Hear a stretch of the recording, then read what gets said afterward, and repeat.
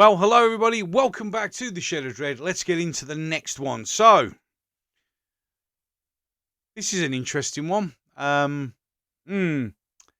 this will be this should get things chugging along quite nicely. So, apparently, due to a new book, Stonehenge was built by Black Britain's children's history book claims.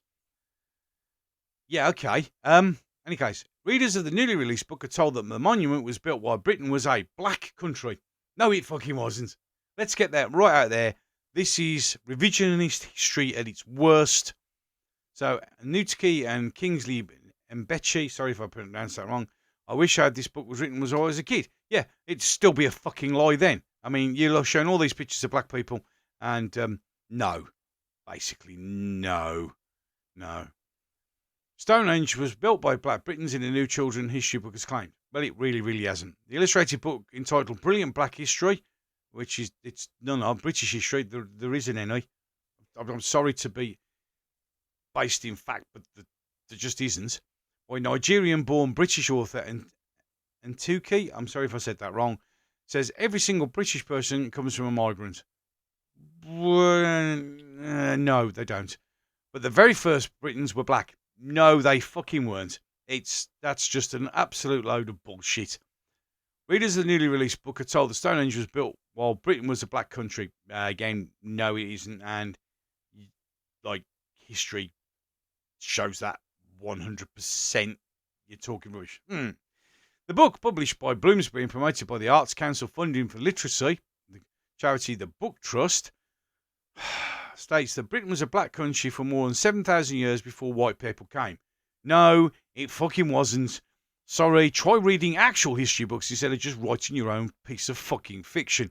And during the time the most famous British monument was built, Stonehenge. No. The introduction says Britain has mostly been a mostly white country for less time than it has been mostly black country. Lie.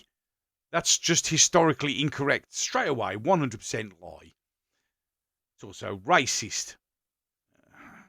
Antique's book for readers aged 7+ takes the reader through a chronological overview of black people's presence in Britain, saying Cheddar Man, the oldest humans reigned for us, had skin as dark can be. No, completely disproved. Utter shite.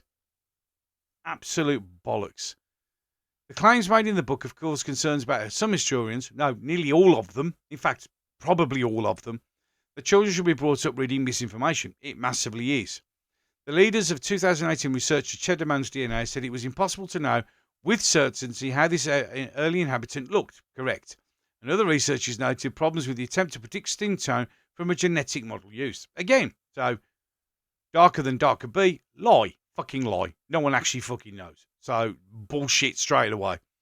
Recent genetic analysis shown the inhabitants of Britain in the period when Stonehenge was completed, around 2500 BC, were pale-skinned early farmers whose ancestors spent from Anatolia. White. Yeah, white. Not black. On a page featured an image of a black Roman legionary fighting with a white Celt, and Nietzsche's book said Rome turned back to Europe and pushed north to conquer Britain after first being unable to take the African kingdom of Namibia. Right, but there were no black Roman soldiers either, as much as you want to fucking pretend there was. The book states the Roman history in Tacitus reported that Silurius people in the Wales were dark-skinned and curly-haired. In Tacitus' full account, he theorised that they may have been from Spain. So they still weren't black then. It adds that by the Middle Ages, Britain was a hodgepodge of people, original British migrants, no. Celts, Romans, Britons, Anglo-Saxons, Vikings, Africans, no. And Normans, yes. They spoke a hodgepodge language too, English, yeah. There were no Africans. And the Normans and the Anglo-Saxons, yes, but there were no Africans. In the period of Tudors Stuarts, an incoming black Muslim population brought a new knowledge and technology. No. Jesus fucking Christ. How is shit like this allowed to be written and published? Navigation, the British invented. You know, that's why Zero Meridian Line goes through England, because we invented it. Not the Muslims. No. Medicine, that come from all over the place. Textiles were imported. Yes. Maths, actually the Greeks did a better job of maths, and the Greeks were also white, so Book said that following the Second World, Britain needed help, so the government asked people for the colonies to come. These include the Windrush generation and other countries that have been left poor after slavery and colonisation. No, that's a fucking bullshit. If it wasn't for colonisation, you wouldn't have had half the shit that you got there. That's crap, that's bullshit. It also includes on Black Lives Matter, which do nothing but just prove that they actually don't care about black people, which states, although race does not scientifically exist, black people suffer institutional racism. Again, utter shite. Utter shite.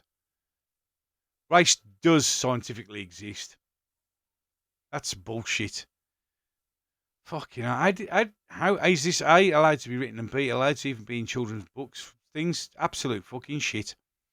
Nucci's book has caused concern amongst historians, with Dr. Zanir Manassi saying, sorry if I mispronounced that, seems typical of the kind of wokedom that's been colonising in our schools and universities. Yep, he claimed it was evidence of brainwashing children with outright lies, confusion and misinformation, which it absolutely 100% is.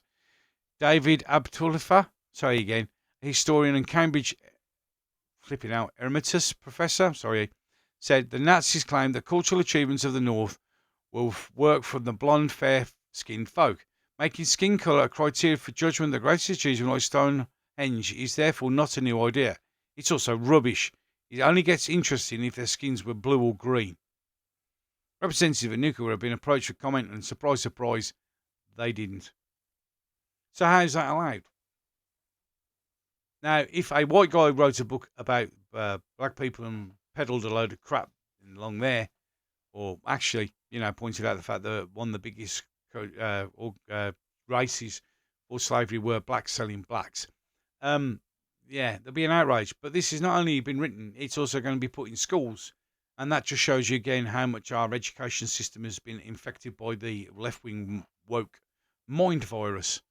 Simple truth of the matter is, all of that information that was in that book is nothing but lies. And utter bullshit.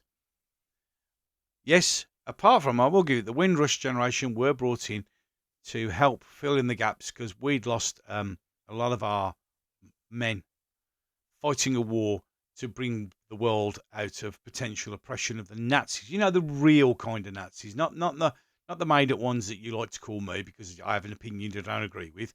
Actual Nazis. Yeah, and we didn't have many men left because they'd all died on the beaches and in the fields of France and Belgium and Germany and Holland. Yeah. Bringing the freedom which we so readily just throw and squander away. It's disgusting that a book like this is written, but I bet it'll be found in my son's library, and if it is, then I should be taking it back to school and calling them out for what it is. Any case, with that, I'm finished. If you enjoyed this video, please feel free to like and share. If you want to, please feel free to subscribe and hit that like button, the little bell, click it, and you to all, and you should get a notification from YouTube if you can be bothered. Social media is all above, as always. And with that, you have only one thing left to do, and that is get the hell out of my shed.